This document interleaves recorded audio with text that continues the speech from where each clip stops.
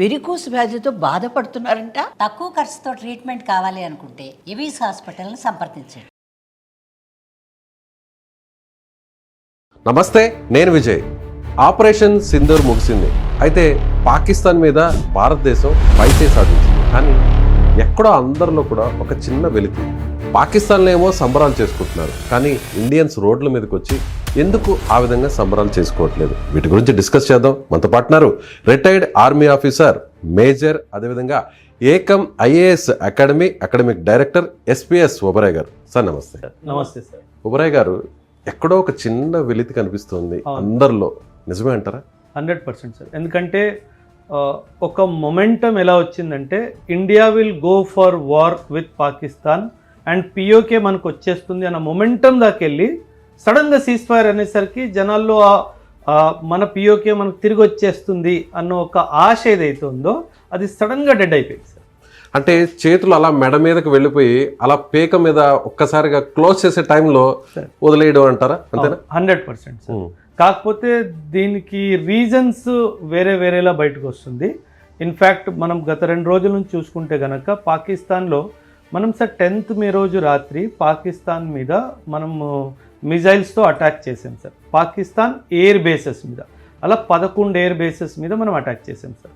అందులో ఒక air base కిరానా hills దగ్గర ఉంది సార్. నూర్ఖాన్ ఎయిర్ బేస్ పక్కనే కిరానా హిల్స్ అని ఉంది సార్. వీళ్ళు మనకి చెప్పకుండా అక్కడ న్యూక్లియర్ వెపన్స్ని పెట్టారు సార్. మనకు చెప్పకుండా ఎందుకు అంటున్నానంటే Pakistan is suppose to disclose to India వాళ్ళ న్యూక్లియర్ అసెట్స్ ఎక్కడ ఉన్నాయన్న విషయం. అంటే మనకి చెప్పకుండా కూడా ఇంకొక ప్లేస్లో కూడా వీళ్ళు పెట్టారు, నూర్ఖాన్ ఎయిర్ బేస్ పక్కన. సో ఈ దాడిలో అక్కడ కూడా బాంబు పేలింది, మన బ్రహ్మోస్ మిజైల్ వెళ్ళి అక్కడ కూడా ధ్వంసం చేసింది. సో దానివల్ల ఏమైందంటే సార్ న్యూక్లియర్ లీక్ అయింది ఆ ఏరియాలో, రేడియేషన్ లీక్ అయింది. Instant Pakistan reported this matter to America. And America ఏం చేసింది, మధ్యవర్తి వచ్చి సడన్గా సీజ్ ఫైర్ డిక్లేర్ చేయించింది. ఇది గవర్నమెంట్కి రీజన్ చెప్పుండొచ్చు, common man need not know at that point of time. So ఈ సీజ్ ఫైర్ ఒప్పందానికి మనం కూడా ఒప్పుకున్నాము. America sent a plane to measure the radioactive leak in the air. ఆ కన్ఫర్మేషన్ అవ్వగానే ఈజిప్ట్ నుంచి ఒక విమానం మొత్తం బోరాన్ డయాక్సైడ్ తెప్పించి అక్కడ డంప్ చేయడం జరిగింది సార్.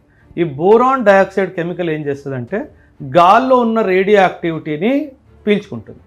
సో ఈ 2 ఘటనలు, అమెరికన్ ప్లేన్ రావడము, చెకింగ్ చేయడము, ఈజిప్ట్ నుంచి బోరాన్ డయాక్సైడ్ రావడము, 2 ఏం కన్ఫర్మ్ చేస్తాయంటే మనం పాకిస్తాన్ న్యూక్లియర్ అసెట్స్ మీద వైర్. అంటే మన ఇంటెన్షన్ న్యూక్లియర్ అసెట్స్ కాదు, కానీ అక్కడ మనకు చెప్పకుండా న్యూక్లియర్ అసెట్స్ పెట్టాడు. అండ్ దానివల్ల పాకిస్తాన్లో భూకంపం వచ్చింది. ఆబ్వియస్లీ 2 సార్లు 4.4 on the Richter scale, 5.7 on the Richter scale. అందుకే ఇంటర్నేషనల్ కమ్యూనిటీ అందరూ ఒక్కసారి ఇండియా మీద రిక్వెస్ట్, ప్రెషర్ అని చెప్పడానికి వీల్లేదు, రిక్వెస్ట్ మీద India, because sir we are a value based country. ఎప్పుడైతే మనం న్యూక్లియర్ అక్కడ ఈ పరిస్థితి వచ్చింది అనగానే సి అవర్ వాల్యూ సిస్టమ్. అంటే యుద్ధంలో కూడా మనం ఎనిమి ప్రాణ నష్టాలు ఎక్కువైపోతాయి, న్యూక్లియర్ వల్ల ఎక్కువ ధ్వంసం అయిపోతుంది అనగానే వి టుక్ ఎ బ్యాక్ స్టెప్. అది మన గొప్పతనం సార్. అదే యూ ఇమాజిన్ మన దేశంలో జరుగుంటే పాకిస్తాన్ వెనక్కిపోయేవాడా సార్? పోదు. So that is where my country is greater than Pakistan. Yes, మీరు చెప్పిందంతా పర్ఫెక్ట్. కానీ మధ్యలో తగుదనమ్మా అంటూ ట్రంప్ దూరి తను అనౌన్స్ చేయడం అనేది అందరికి కూడా బాధ కలిగించింది. ఒకవేళ మీరు చెప్పినట్టుగా పెద్ద మనసు చేసుకొని మన ఇండియా పాకిస్తాన్ని వదిలేస్తుంటే ఆ విషయాన్ని స్వయంగా మన ప్రధానం లేదంటే మనకు సంబంధించిన ఆర్మీ చీఫ్లు ఎవరన్నా ప్రకటించుంటే బాగుండేది. కానీ ట్రంప్ చేయడమే ఇప్పుడు అందరూ కూడా హట్ అయ్యేటువంటి విషయం కాదంటారా? సార్ ట్రంప్ని మీరు బహుశా ఎక్స్పెక్టేషన్స్ చాలా ఎక్కువ ఉన్నట్టున్నాయి జనాలకి. Sir Trump is not a politician sir, he's a businessman. ఇది మనం ఫస్ట్ గుర్తించాల్సిన విషయం సార్. రెండో విషయము, 10 రోజుల ముందు అమెరికా ఏం స్టేట్మెంట్ ఇచ్చింది, మేము న్యూట్రల్గా ఉంటాము, మీరు చూసుకోవాలి. 4 రోజుల ముందు నేనే చేశాను సీజ్ ఫైర్ అని అన్నాడు. మళ్ళీ నిన్నేమన్నాడు, నేను పెద్దగా ఇన్వాల్వ్ అవ్వలేదు, గైడ్ చేశాను అన్నాడు. అంటే ఇప్పటి వరకు 3 మాటలు. సో నేను అదే చెప్తాను, ట్రంప్ ఒక మాట చెప్పాడు అని చెప్పి దాని మీద మనం భరోసా చేయాల్సింది లేదు సార్. ఎందుకంటే ఆయన పొద్దునో మాట, మధ్యాహ్నం ఒక మాట, సాయంత్రం ఒక మాట, ఆయనకున్న అలవాటు సార్ ఇది. అంటే he's basically attention deficit syndrome ఉంది సార్ ఆయనకి. And so he seeks to take attention from the world media. So ఏదో ఒక మాట చెప్పేస్తాను, దానివల్ల మీడియా అంతా నా వైపు వస్తుంది. సో అటెన్షన్ డెఫిసిట్ సిండ్రోమ్ ఏదైతే ఉందో అక్కడ అది పనిచేస్తుంది. అంటే నోబెల్ అవార్డు కోసమే ట్రంప్ ఇంత ప్రాకులాడుతున్నారు అనుకోవచ్చా? ఒబామాకు కూడా మనం నోబెల్ పీస్ ప్రైజ్ ఇచ్చాం. ఆ నోబెల్ పీస్ ప్రైజ్ ఏమవుతుందంటే సార్, ట్రంప్కి నోబెల్ పీస్ ప్రైజ్ అంటే ఐ వుడ్ పర్సనలీ డిసగ్రీ. ఎందుకు ఐ వుడ్ పర్సనలీ డిసగ్రీ అంటున్నానంటే, ఇజ్రాయెల్ ప్యాలెస్టీన్ గొడవలో హమాస్కి మొత్తం సపోర్ట్ చేసింది అమెరికా. ఎస్, వెపన్స్ ఇచ్చి, ఎక్విప్మెంట్ ఇచ్చి, ఆ టనల్స్ తవ్వి అన్నీ చేసింది అమెరికా. సార్, అమెరికన్ ఏ ప్రెసిడెంట్ అయినా సరే నోబెల్ ప్రైజ్కి అర్హతుడు మాత్రం కాదు. Any president for that matter. Because మీరు సౌత్ కొరియన్ క్యాంపెయిన్ చూసుకోండి, వియత్నాం క్యాంపెయిన్ చూసుకోండి, ఆఫ్ఘనిస్తాన్ క్యాంపెయిన్ చూసుకోండి, Greece, Turkey, Cuban missile crisis ఏదైనా తీసుకోండి సార్, అమెరికా ఎప్పుడు పీస్ కోరుకోలేదు సార్.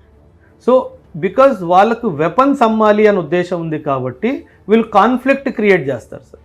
ఆ కాన్ఫ్లిక్ట్ క్రియేట్ చేసిన తర్వాత రెండు పార్టీస్కి వెపన్స్ అమ్ముతారు సార్. కానీ చైనా పాకిస్తాన్ని సపోర్ట్ చేస్తుంది. పాకిస్తాన్కి ఎప్పటి నుంచి కూడా టెక్నాలజీ ఇస్తుంది, వెపన్స్ ఇస్తుంది. సో అక్కడ మనం చూసాం, ఆ ఎయిర్ డిఫెన్స్ సిస్టమ్ అంతా కూడా చైనానే ఇచ్చింది. మన మీదకి వచ్చినటువంటి ఏదైతే మిసైల్స్ అన్నీ కూడా చైనాకి సంబంధించినవి. అయితే ఎప్పుడు కూడా చైనాని వ్యతిరేకిస్తుంది అమెరికా. కానీ అమెరికా ఈసారి ఎందుకు పాకిస్తాన్ని సపోర్ట్ చేస్తుంది మనం కాకుండా? అంటే sir simple sir logic. America knows India will buy weapons from Russia. Yes, మేజర్గా నా దగ్గర వెపన్స్ కొనడు అన్న క్లారిటీ అమెరికాకు ఉంది సార్. రెండోది, ఇండియా ఇజ్రాయెల్ నుంచి కూడా కొంటాడు అన్న క్లారిటీ కూడా ఉంది. సో నౌ ఈ రెండు పార్టీల్లో మిగిలిపోయిన పార్టీ ఎవరు? పాకిస్తాన్. సో నేను పాకిస్తాన్ దగ్గరగా ఉంటే బహుశా వెపన్స్ నాతో అడుగుతాడేమో, అండ్ నేను ఇస్తాను వెపన్స్. ఇప్పుడే ఐఎంఎఫ్ నుంచి $1 బిలియన్ రిలీజ్ అయింది. వార్ మధ్యలో వాడు డబ్బులు రిలీజ్ చేయించాడు. ఆబ్వియస్లీ సార్, ఐఎంఎఫ్ డబ్బులు ఇచ్చిందంటే అమెరికా అంగీకారం ఉంది కాబట్టే ఇవ్వగలిగింది, లేకపోతే ఇవ్వలేదు సార్ ఐఎంఎఫ్. ఎందుకంటే ఓటింగ్ రైట్స్ అలా ఉన్నాయి అక్కడ. అండ్ ఈ డబ్బులు ఏమైంది, నిన్నే మనం ఒక న్యూస్ చూసాము, ఒక agency where Trump and his family has 60% of the sharing. మళ్ళీ ఏమైంది సార్, టెక్నికలీ ఐఎంఎఫ్ నుంచి డబ్బు పాకిస్తాన్కి వచ్చి అమెరికా పోయింది. అంటే వీళ్ళు ఇక్కడ బిజినెస్ చేస్తున్నారు సార్. అంటే ఇది కామన్ ప్రజలకి ఈ విషయాలు అర్థం కావు సార్. సార్, ఇప్పుడు ట్రంప్కి సంబంధించినటువంటి ఫ్యామిలీ మెంబర్స్తో అక్కడ బిజినెస్ ఉన్నాయి, దాంట్లో మేజర్ షేర్స్ కూడా వాళ్ళకు ఉన్నాయి అంటున్నారు. రీసెంట్గా కూడా అది వార్త కూడా ఎక్స్ప్లోర్ అయింది. దీనికి సంబంధించి ఏంటి అసలు ఆ బిజినెస్ ఏంటి? సార్, ఇది సైబర్ సెక్యూరిటీకి సంబంధించిన business sir. Sir Pakistan is a failed state sir. కాకపోతే పాకిస్తాన్లో మీరు పొలిటికల్ లీడర్షిప్ తీసుకోండి, మిలిటరీ లీడర్షిప్ తీసుకోండి, వీళ్ళు రాజుల్లా బతుకుతున్నారు సార్. అంటే ఎలా అంటే, వీళ్ళు పాకిస్తాన్లో సర్వీస్ చేస్తున్నారు, కానీ వీళ్ళు ఫ్యామిలీ మెంబర్స్ అందరూ లండన్, అమెరికా, కెనడాలో అలా ఉన్నారు సార్. ప్రశాంతంగా ఉన్నారు. అంటే ఏమవుతుందంటే, ఒక సామాన్యుడిని పావర్టీలో తోసేసి ఒక దేశానికి గాల్లో ఎగిరేసి మనం మాత్రం బాగుండాలి అన్న లీడర్షిప్ పాకిస్తాన్ సార్. సో వీళ్ళు ఎక్కడికి వెళ్ళినా సరే సార్, ఐఎంఎఫ్లో కూడా వీళ్ళు డబ్బులు అడుక్కోవడానికి వెళ్ళారు సార్. అండ్ ఈ డబ్బులు రాగానే ఖచ్చితంగా అమెరికా ఒక మాట అని ఉంటుంది, నీకు $1 బిలియన్ వస్తున్నాయి, అందులో 20%, 25% నాకు రావాలి. ఇప్పుడు డైరెక్ట్గా దానం అయితే చేయలేడు కదా సార్. ఏదో ఒక ఒప్పందం సైబర్ అంటే దానికి క్లియర్గా స్పెసిఫై కూడా చేయలేదు sir. What nature of agreement is that, what is the product they are buying, ఏమీ చెప్పాలా. సైబర్ సెక్యూరిటీ అని చెప్పాడు. అంటే అది ఏంటి, అన్ని $1 మిలియన్ ప్రాజెక్ట్ ఏంటి అన్న ఎక్స్ప్లెనేషన్ ఎవరికి ఇవ్వలేదు సార్. అంటే ఏం జరిగింది, నేను సీజ్ ఫైర్ తెప్పిస్తాను, నువ్వు నాకు ఇన్ని డబ్బులు ఇవ్వాలి. ఐఎంఎఫ్ నుంచి వచ్చినటువంటి ఆ ఫండ్ అంతా కూడా వేరే రూట్లో నాకు రావాలి అంతే. దానికి పేపర్ మీద ఇది ఒక పేరు, ఇది ఒక్క just cover up, suitcase company. 100% వీళ్ళు వార్ని కూడా బిజినెస్ చేస్తున్నారు sir. That is where capitalist are sir. America is a capitalist country, Trump is a businessman, he's not a politician. కానీ ఇంకా అమెరికాని మనం నమ్మకూడదు కదా. ఎప్పుడు నమ్మలేదు. కానీ ఇటీవల మోదీ గారు అమెరికాకు వెళ్ళడం, సో అమెరికాలో ఉన్న అధ్యక్షుడు ట్రంప్ ఇప్పుడు నాకు ఫ్రెండ్ అని ఆయన చెప్పడం జరిగింది, మనం చెప్పడం జరిగింది. చైనాతో విభేదిస్తుంది కాబట్టి మనం ఆల్రెడీ చైనాకు సంబంధించి కూడా వ్యతిరేకంగా ఉన్నారు, వాళ్ళు వ్యతిరేకంగా ఉన్నారు. అమెరికాతో మనం ఇప్పుడు దోస్తాను అనుకున్న సమయంలో అమెరికా మనల్ని మోసం చేసింది. ఖచ్చితంగా 100% సార్. ఇప్పుడు కాదు, మీరు ఇప్పుడు మాట్లాడుతున్నాయి సార్. అమెరికా మనకి ఇప్పటి వరకు 100 సార్లు మోసం చేసింది సార్. నేను లెక్కెట్టిస్తాను. మన హోమీ బాబా ఎవరు చంపారు? Who is a nuclear physicist. ఆయన్ని చంపింది అమెరికా. గూగుల్లో ఉంది సార్. నన్ను ఎందుకు నమ్ముతారు? గూగుల్ నమ్మండి పోని. గూగుల్లో ఆయన చంపింది ఆయన. ఇండియా 1974లో న్యూక్లియర్ టెస్ట్ చేసే ముందు న్యూక్లియర్ నాన్ ప్రాలిఫరేషన్ ట్రీటీ తీసుకొచ్చింది America, so that India should not become a nuclear weapon. అప్పుడు ఆంక్షలు కూడా పెద్ద ఎత్తున తీసుకొచ్చింది. 100%. 1971లో బంగ్లాదేశ్ లిబరేషన్ వార్ జరుగుతున్నప్పుడు మనల్ని బెదిరించింది America, fleet I'm sending my fleet to the Pacific ocean and the Indian ocean అని చెప్పి. అదే కాదు సార్, వెదర్ 99 కార్గిల్ వార్లో సార్ మన GPS సిగ్నల్స్ని పాడు చేసింది అమెరికా, సో దట్ మన బాంబ్స్ వెళ్ళి పాకిస్తాన్లో కరెక్ట్గా పడకుండా. సో మనకి అమెరికాతో bad experience, this is not the first time. Our policy makers are very clear that America is not a supportive of Indian cause. అమెరికాకి డబ్బులే కావాలి. అందుకే మనం ఏమంటాము, Russia is my all weather friend. అందుకే ఎప్పుడైనా సరే మన ఫారిన్ పాలసీ సార్ అమెరికాకి దగ్గరికి వెళ్ళే ముందు 1,00,000 సార్లు ఆలోచిస్తాం సార్. ఎందుకంటే వాడికి వాల్యూ సిస్టమ్ లేదు, వాడికి డబ్బు ఒకటే కనిపిస్తుంది. ఇప్పుడు మీరు ఒక మాట అన్నారు sir, why America is close to Pakistan. ఈరోజు మోదీ గారు ఈరోజు ఉన్న పలంగా నేను అమెరికా నుంచి 2,000 కోట్లు ఆర్ 2,00,000 కోట్లు యుద్ధాయుధాలు కొంటాను అని ఒక డిక్లరేషన్ ఇవ్వమని చెప్పండి, ఉన్న పలంగా అమెరికా పాకిస్తాన్ చేయలేస్తుంది. ఎందుకంటే వాడికి కావాల్సింది బిజినెస్. ఇది మనం అర్థం చేసుకోవాలి సార్. సో కాకపోతే we are not into business, we are a welfare country. మన కాన్స్టిట్యూషన్లో క్యాపిటలిజం అనే పదం లేదండి. మన కాన్స్టిట్యూషన్లో వెల్ఫేర్ అనే పదం ఉంది, మన కాన్స్టిట్యూషన్లో డెమోక్రసీ అనే పదం ఉంది, మన కాన్స్టిట్యూషన్లో ఐడియల్స్ అండ్ ఆస్పిరేషన్స్ అనే పదం ఉంది. అంటే ఏంటి, మనం వాల్యూస్ ఉన్న country sir. So America is not a value country sir.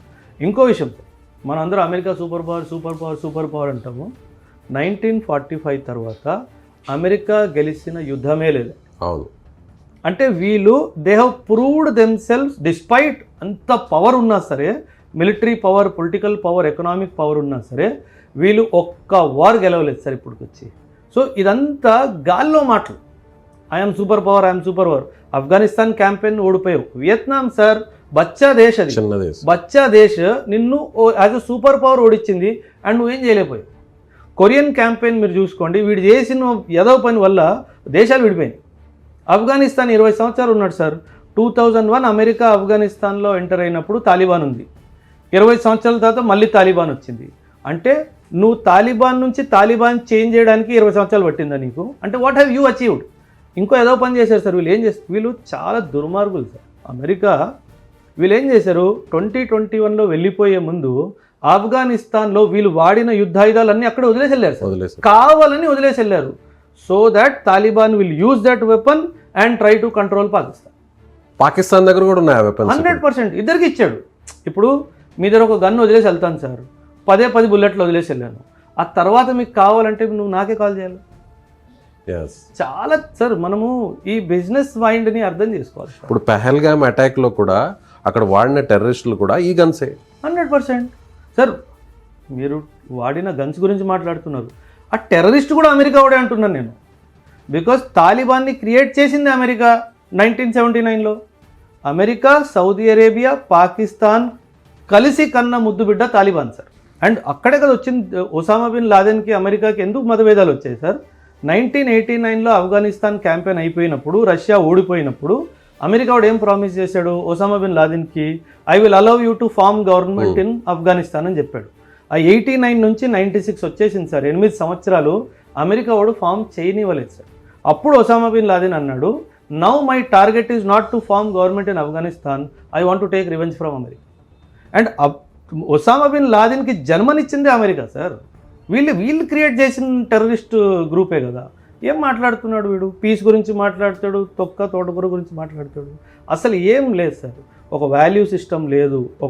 అంటే వీళ్ళు ప్రాబ్లం క్రియేట్ చేయాలా, ఆయుధాలు అమ్ముకోవాలా, డబ్బులు. ఇది వ్యాపారం సార్. ప్లీజ్ కామన్ మ్యాన్ ఏమవుతుందంటే ఇమోషన్లో వెళ్ళిపోయి ఆ ఇమోషన్ని పట్టుకుంటాడు, ఇంటెన్షన్ని వదిలేస్తాడు. ఇది ఇంటెన్షన్ వ్యాపారము. ఎప్పుడో ఒకప్పుడు మళ్ళీ ఇప్పుడు హమాస్, నిన్న న్యూస్ విన్నారు కదా, హమాస్ స్ట్రైక్స్ గాజా అని చెప్పేసి ఇది మళ్ళీ ఒక కొత్త థియేటర్ ఓపెన్ చేస్తున్నాడు. ఎందుకంటే ఈ థియేటర్ ఏమైపోయింది, న్యూక్లియర్ అది అయిపోవడం వల్ల ఇది సైలెంట్ అయిపోయింది కదా, మళ్ళీ అక్కడ ఆయుధాలు పోవాలి కదా, మళ్ళీ అక్కడ ఓపెన్ చేస్తాడు. సడన్గా చైనా టైవాన్ మధ్యలో ఓపెన్ చేస్తాడు. ఏదో ఒకటి వీళ్ళు at any given point of time sir వరల్డ్లో ఒక కాన్ఫ్లిక్ట్ జరుగుతూనే ఉంటుంది. ఎందుకంటే weapons exporting countries wants to make money. And America is the largest exporter of weapons in the world.